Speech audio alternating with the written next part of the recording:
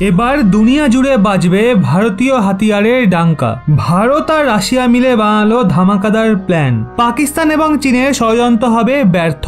বন্ধুরা, বর্তমান সময় ইউরোপে যা কিছুই হচ্ছে, আমেরিকা তার জন্য রাশিয়াকেই দোষারোপ করে। ওদিকে করোনাকালীন সময় যখন দুনিয়া চীনের ওপর প্রশ্নের আঙুল তুলছিল, তখন রাশিয়া এবং চীনের মাঝে বন্ধুত্বের গাঢ়বন্ধন মজবুত হচ্ছিল। কিন্তু চীনের সঙ্গে বন্ধুত্বের পর রাশিয়া ভারতের সঙ্গ ছাড়েনি। ভারত রাশিয়ার থেকে S-400 মিসাইল ডিফেন্স সিস্টেম কিনেছে, যেগুলো ডেলিভারি শুরু হয়ে গেছে।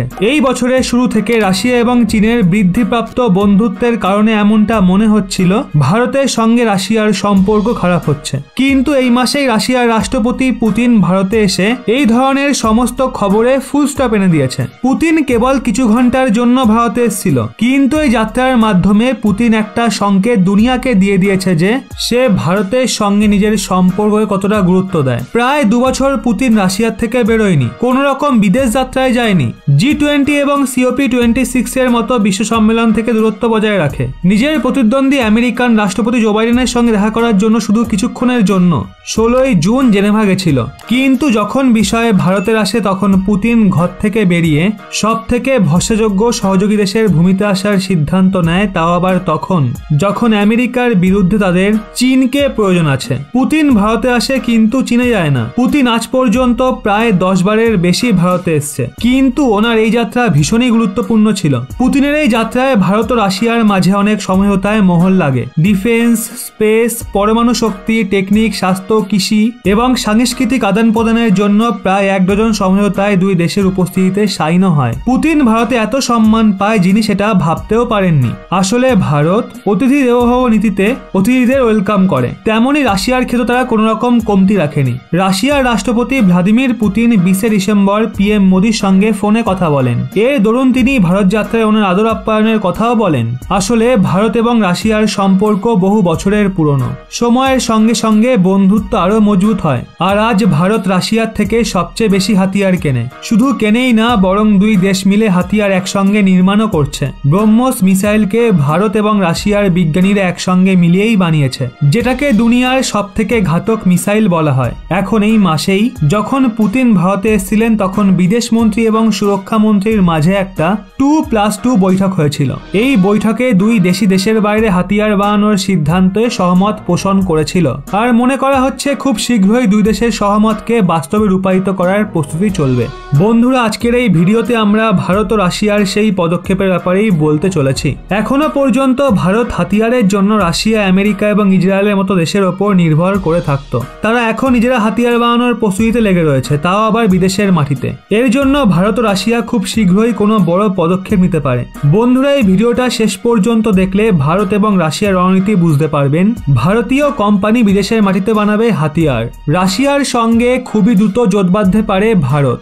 ভারতের লম্বা উড়ানে চিন্তায় চীন ও পাকিস্তান। বন্ধুরা, এই কিছু মাস আগেই দুনিয়ার টপ 100 সৈন্য হাতিয়ারের কোম্পানির লিস্টে ভারতের 3টে কোম্পানিকে সামিল করা হয়েছিল বিশ্ব হাতিয়ারের বাণিজ্যে নজর রাখা স্টকহোম ইন্টারন্যাশনাল পিস রিসার্চ ইনস্টিটিউটের একটা রিপোর্টে। ওই রিপোর্টে বলা হয় 2020-তে সংযুক্ত হাতিয়ারের বিক্রয়ের জন্য 3টে ভারতীয় কোম্পানি দুনিয়ার টপ 100-এ সামিল হয়ে গেছে। এই 3টে কোম্পানি হলো Hindustan aeronautics limited, Indian ordinance factories এবং ভারত ইলেকট্রনিক্স।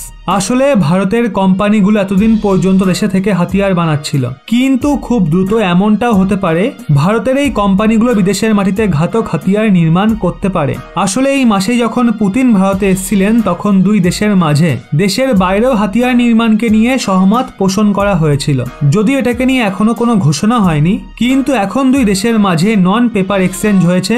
এর দরুন সেন্ট্রাল এশিয়ার দেশ কাজাকিস্তান, কিরগিজস্তান, তাজিকিস্তান, তুর্কমেনিস্তান ও উজবেকিস্তানে হাতিয়ার উৎপাদনের প্রস্তাব রয়েছে, যা ভারতের জন্য অনেক বড় খুশির খবর আনতে পারে। দুই দেশের মধ্যে এটাকে নিয়ে সহমত এসছে, আর আগামী সময়ে এই প্রস্তাবকে এগিয়ে নিয়ে যাওয়া হতে পারে। বলা হচ্ছে দেশে তৈরি হাতিয়ার সেন্ট্রাল এশিয়ার দেশগুলোকে দেওয়া হবে। এছাড়া ভারতের প্রয়োজনীয়তাও পূরণ করা যাবে। আসলে ভারত বহু বছর ধরে রাশিয়ার তৈরি অনেক হাতিয়ার, মিলিটারি বাহন এবং অন্যান্য উপকরণের ব্যবহার করছে, কিন্তু সময়ের সঙ্গে সঙ্গে এখন ভারত হাতিয়ার টেকনিকের মামলায় অনেক আগে বেরিয়ে গেছে। ভারত প্রথমে বিদেশ থেকেই হাতিয়ার কিনত, কিন্তু PM মোদির ক্ষমতায় আসার পর ভারত স্বদেশী টেকনিকে নিজের হাতিয়ার বানাচ্ছে। এই কারণে হাতিয়ার নির্মাতা দেশ হওয়ার লক্ষ্যে ভারতের এটা গুরুত্বপূর্ণ পদক্ষেপ। এরই সাথে ভারতের সেন্ট্রাল এশিয়ার মুসলিম মহল দেশে নিজের পেট মজবুত করায় সহায়তা মিলবে।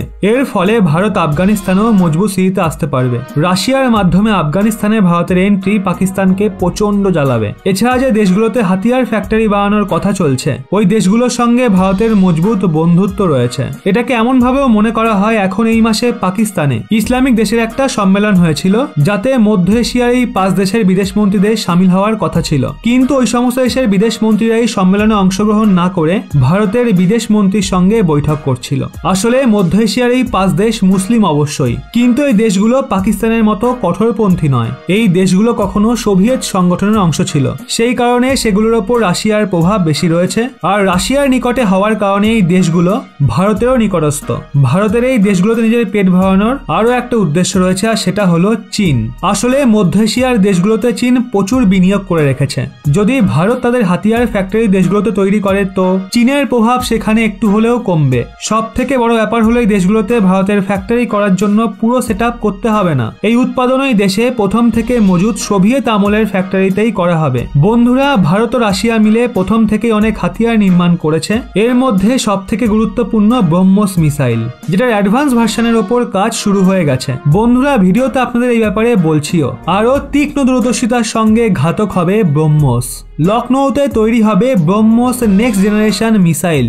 আগের থেকে আরো বেশি আক্রমণাত্মক হবে ব্রহ্মোস মিসাইল।